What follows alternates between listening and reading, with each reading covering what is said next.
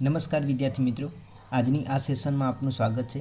તો આગળ આપણે આદેશની રીતથી દ્વિચલ સુરેખ સમીકરણ યુગ્મનો ઉકેલ કઈ રીતના મેળવવો એ વિશેનો એક એક્ઝામ્પલ જોયો હતો। તો એ વિડીયો ના જોયો હોય તો આઈ બટન પર અહીંયા તમને લિંક જોવા મળતી હશે, તો એ વિડીયો ખાસ જોજો, જેથી કરીને આજે તમને આવા પ્રકારના એક્ઝામ્પલ જો પરીક્ષામાં પૂછાય તો કઈ રીતના ગણવા એ વિશેની સરળતાથી ખબર પડી જાય। બરાબર, તો અહીંયા આપણને બે સમીકરણ આપેલા છે। સૌથી પહેલાં તો જે સમીકરણ આપણને આપેલા હોય, બરાબર, એને આપણે નંબરિંગ કરી દેવાનું છે। તો સમીકરણ નંબર 1, સમીકરણ નંબર 2, બરાબર। તો અહીંયા આપણને બીજા નંબરનું સમીકરણ જે છે એ આપણને વ્યાપક સ્વરૂપમાં આપેલું નથી। તો સૌથી પહેલાં તો એને શું કરીશું, આપણે વ્યાપક સ્વરૂપમાં લાવીશું। તો આને આપણે સિમ્પલ સ્વરૂપે લાવવું છે તો શું કરવું પડશે, છેદમાં તમારે જોવાની છે કઈ કઈ સંખ્યાઓ આપેલી છે, બરાબર। તો 3 અને 2 આપેલી છે, તો 3 દુ કેટલા થશે, 6। તો આખા સમીકરણને આપણે શું કરીશું, 6 વડે ગુણી દઈશું। આની સિવાય તમે ચોકડી ગુણાકારની રીતે પણ આ સમીકરણને સરળ રીતે ફેરવી શકો છો, બરાબર। પણ આપણે એકદમ સિમ્પલ રીતે શું કરીશું, છેદમાં જે પણ અલગ અલગ સંખ્યાઓ છે એ બંનેનો ગુણાકાર કરીએ, 3 દુ 6, અને આખા સમીકરણને કેટલા વડે ગુણી કાઢીએ, 6 વડે, બરાબર। તો સમીકરણ 2 ને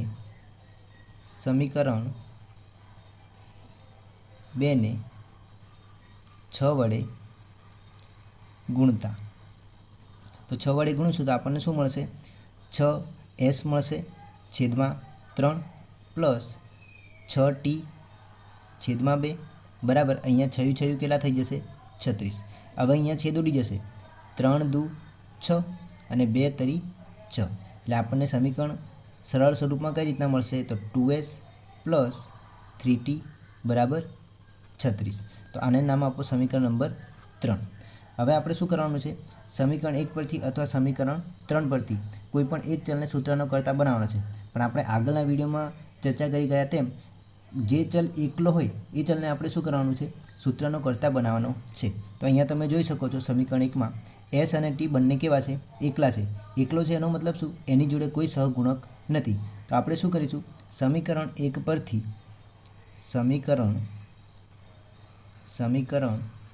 1 પરથી એસની કિંમત મેળવતા, એસની કિંમત મેળવી એનો મતલબ શું થશે, એસને સૂત્રનો કરતા બનાવવાનો છે। તો સૌથી પહેલાં સમીકરણ 1 લખી દઈએ। સમીકરણ 1 શું છે, s માઇનસ ટી બરાબર 3, બરાબર। તમે ના લખો ને ડાયરેક્ટ બનાવો તો પણ ચાલે। તો એસને સૂત્રનો કરતા બનાવીશું તો આપણને શું કિંમત મળશે, 3 પ્લસ ટી। શું કર્યું અહીંયા આપણે, માઇનસ ટી જે હતા એને આપણે બરાબરની આ બાજુ લાવ્યા છે।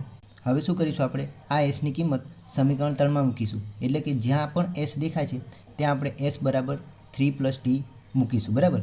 તો સમીકરણ 3માં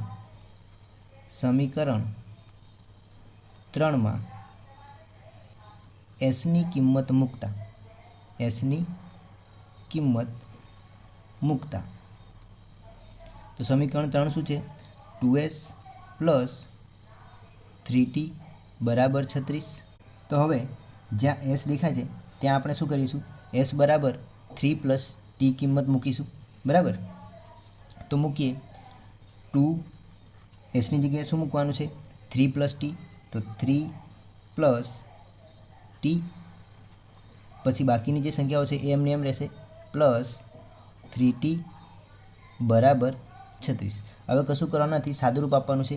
2 ને અંદર ગુણી દઈએ તો 2 તરી 6 થઈ જશે, પ્લસ 2 ઇન્ટુ ટી એટલે શું થઈ જશે, અહીંયા 2t પ્લસ 3t બરાબર 36। હવે શું કરવાનું છે, ટીટીવાળા એક બાજુ એટલે કે ચલવાળા એક બાજુ, 2t અને 3t એક બાજુ રહેશે, તો આ બંનેનો સરવાળો થશે, શું થઈ જશે, 5t બરાબર 36, અને આ 6 બરાબરની આ બાજુ આવશે તો શું થશે, -6। તો 5t બરાબર આપણને શું મળશે, 36માંથી 6 જાય તો 30। હવે ટીને સૂત્રનો કરતા બનાવો તો ટી બરાબર 30/5। આપણને ખબર છે ગુણાકારમાં હોય તો ક્યાં આવશે, ભાગાકારમાં। હવે છેદ ઉડી જશે, અહીંયા 5 6 30, તો ટીની કિંમત શું મળશે આપણને, ટી બરાબર 6।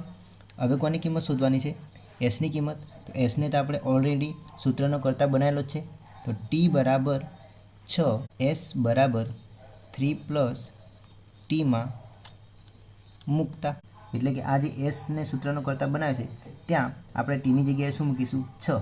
તો એસ બરાબર શું મળશે આપણને, એસ બરાબર 3 + 6, 3 + 6 કેટલા થશે 9, એટલે કે એસની કિંમત આપણને કેટલી મળે છે એસ બરાબર 9। તો આ રીતના તમે આદેશની રીતે દ્વિચલ સુરેખ સમીકરણ યુગ્મનો ઉકેલ મેળવી શકો છો। હવે આપણે બીજા એક્ઝામ્પલની ચર્ચા કરીએ જે મોસ્ટ આઈએમપી છે બરાબર। તો અહીંયા પણ આપણને છેદમાં 2 અને 3, 3 અને 2 આપેલા છે બરાબર। તો સૌથી પહેલાં શું કામ કરવાનું છે, તમે ચોકડી ગુણાકારની રીતે પણ ગણી શકો છો અને આગળ દાખલો જોયો તેમ આપણે છેદવાળી સંખ્યાઓનો ગુણાકાર કરી દઈએ। તો છેદવાળી સંખ્યાઓ શું છે અહીંયા 2 અને 3, 2 તરી 6। તો આખા સમીકરણને આપણે શું કરીશું 6 વડે ગુણીશું। તો ગુણીએ, અહીંયા સૌથી પહેલાં તો સમીકરણને નામ આપી દઈએ, સમીકરણ નંબર 1, સમીકરણ નંબર 2। તો અહીંયા જો બીજા સમીકરણમાં પણ શું છે 3 અને 2 છે, 3 દુ 6, એટલે બંને સમીકરણને આપણે કેટલા વડે ગુણીશું 6 વડે। તો સમીકરણ 1 અને 2 ને 6 વડે ગુણતા, જો ફરી એક વખત કહું છું તમને, તમે આને ચોકડી ગુણાકારની રીતે પણ ઉકેલી શકો છો, પણ એકદમ સરળ રીતે 6 વડે ગુણશું તો એકદમ સરળ રીતે આ એક્ઝામ્પલ થઈ જશે બરાબર। તો સમીકરણ 1 અને 2 ને 6 વડે ગુણીએ તો શું મળશે આપણને, તો અહીંયા પહેલા સમીકરણને ગુણીએ છીએ 6 તરી 18x છેદમાં 2 માઇનસ 6 પંચા 30y છેદમાં 3 બરાબર 6 દુ 12, એટલે કે અહીંયા -12 આવશે। હવે અહીંયા છેદ ઉડી જશે, 2 9 18 અને 10 તરી 30, તો આપણને સમીકરણ શું મળશે 9x માઇનસ 10y બરાબર -12 બરાબર। એ જ રીતના આપણે સમીકરણ 2 ને 6 વડે ગુણીએ તો શું થશે 6x છેદમાં 3 પ્લસ અહીંયા 6y છેદમાં 2 બરાબર, અહીંયા આપણે 13 જોડે 6 ગુણીશું નહીં, ડાયરેક્ટ મૂકી દઈશું 6 ગુણ્યા 13 છેદમાં 6। હવે છેદ ઉડી જશે તો છેદ ઉડાડીએ, 3 દુ 6, 2 તરી 6 અને અહીંયા 6 6 કેન્સલ થઈ જશે, તો આપણને સમીકરણ શું મળશે 2x પ્લસ 3y બરાબર 13 મળશે। તો આપણને બે સમીકરણ એકદમ સરળ સ્વરૂપમાં મળી ગયા છે। તો આને સમીકરણને નંબર આપી દઈએ, સમીકરણ નંબર 3 અને સમીકરણ નંબર 4। હવે આદેશની રીતે ગણવાનું છે તો શું કરવાનું છે, કોઈ પણ એક ચલને સૂત્રનો કરતા બનાવીએ તો સમીકરણ 3 પરથી સમીકરણ 3 પરથી xની કિંમત શોધતા શું મળશે આપણને xની કિંમત, તો અહીંયા 9x માઇનસ 10y બરાબર -12 છે, એ લખી દઈએ સૌથી પહેલાં તો 9x માઇનસ 10y બરાબર -12। હવે xને સૂત્રનો કરતા બનાવવાનો છે તો -10y પેલી બાજુ જશે તો શું થશે પ્લસ થઈ જશે, એટલે -12 પ્લસ 10y। અહીંયા x જોડે કોણ છે 9 છે, 9 ગુણાકારમાં છે તો બરાબરની પેલી બાજુ જાય તો શું થઈ જશે છેદમાં જતો રહેશે, એટલે કે ભાગાકારમાં જતો રહેશે। આને નંબર આપો સમીકરણ 5। હવે શું કરવાનું છે, xની કિંમત સમીકરણ 4માં મૂકવાની છે। શું કરવાનું છે, xની કિંમત સમીકરણ 4માં મૂકવાની છે બરાબર। તો હવે તો મૂકીએ, તો સમીકરણ 4 શું છે આપણું 2x પ્લસ 3y બરાબર 13। જ્યાં x દેખાય છે ત્યાં આપણે કિંમત મૂકી દઈશું। તો xની કિંમત જોઈ લે પહેલાં, -12 + 10y છેદમાં 9।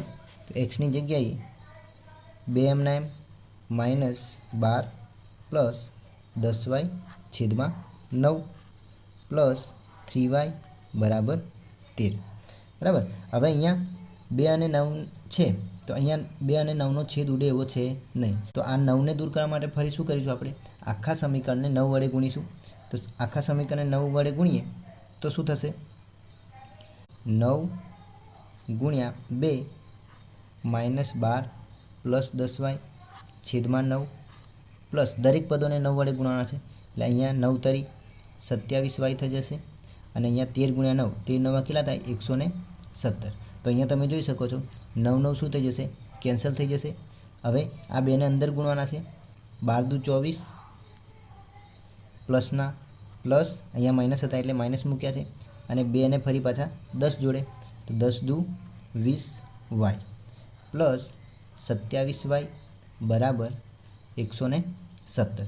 હવે શું કરવાનું છે, ચલવાળા એક બાજુ અને અચળ પદ એક બાજુ, તો -24 બરાબરની પેલી બાજુ જતા રહેશે તો પ્લસ થઈ જશે અને આ બેનો શું થઈ જશે સરવાળો 20 + 27 કેટલા થાય 47 અને જોડે કોણ છે વાય બરાબર 117 - 24 આ બાજુ આવશે તો શું થશે પ્લસ 24 હવે 47 વાય બરાબર 117 + 24 કેટલા થશે 141 આ બંનેનો સરવાળો તમે કરશો તો કેટલા મળશે આપણને 141 હવે વાયને સૂત્રનો કરતા બનાવીએ તો વાય બરાબર 141/47 47 કઈથી આવ્યા અહીંયા તમે જોઈ શકો છો 47 ગુણાકારમાં છે તો ક્યાં આવી જશે ભાગાકારમાં એટલે કે 141/47 હવે આના છેદ ઉડાડવાના છે તો 47 × 3 કરજો તો કેટલા 47 × 3 તો આપણને કેટલો જવાબ મળશે 141 એટલે કે 47 તરી 141 તો વાયની કિંમત આપણને શું મળે છે વાય બરાબર 3 વાય બરાબર કેટલા મળે છે 3 મળે છે હવે કોની કિંમત શોધવાની છે એક્સની તો વાય બરાબર 3 સમીકરણ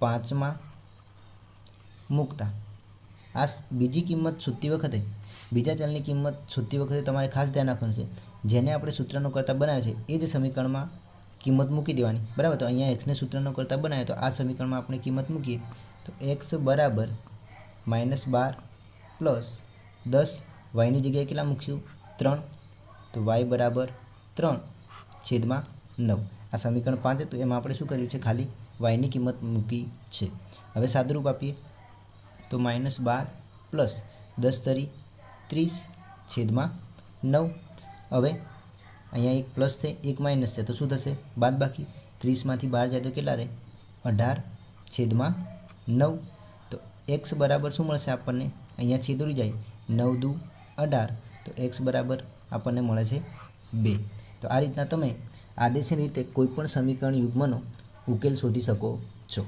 બરાબર તો આ સેશન આપણે આટલે સુધી રાખીએ છીએ નેક્સ્ટ વિડીયોમાં આપણે કૂટ પ્રશ્નો અને લૂપની રીતની ચર્ચા કરીશું તો ચેનલને સબસ્ક્રાઈબ કરવાનું ભૂલતા નહીં અને વિડીયો ગમે તો તમારા મિત્રો સુધી ખાસ પહોંચાડજો